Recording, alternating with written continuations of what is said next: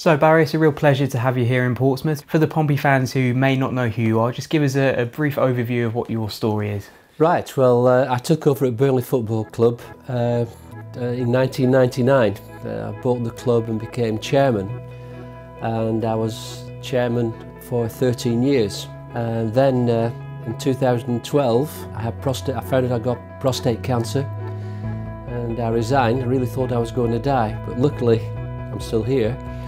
And I've come back now as vice-chairman and of course a shareholder in the club. I took the PSA test almost by accident. It was a general medical, and they found that I had advanced prostate cancer, and if I'd been tested earlier that could have been prevented. I had no symptoms and it came as a shock, but if I'd had the PSA test early enough it could have been arrested.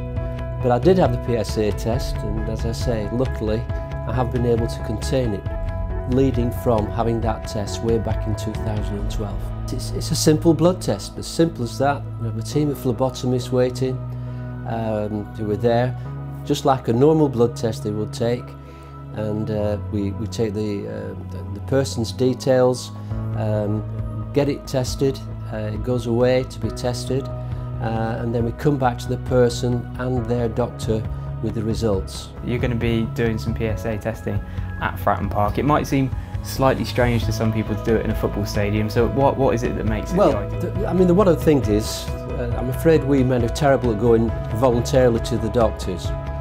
There is no national screening. So I tried it at Turf Moor at Burnley, and we had fabulous results from people coming down. And I realised that a football club is ideal in a sense, in that it's got the room. Men will go down to the local club with their mates where they won't go to the doctors, but also of course it does have this publicity machine that can also get the message out to people. What has some of the reaction been and the feedback that you've got from it so far? Well, really, obviously, really fabulous. People obviously are relieved this saved their lives, but they realise that, you know, this is something that could be so easily done.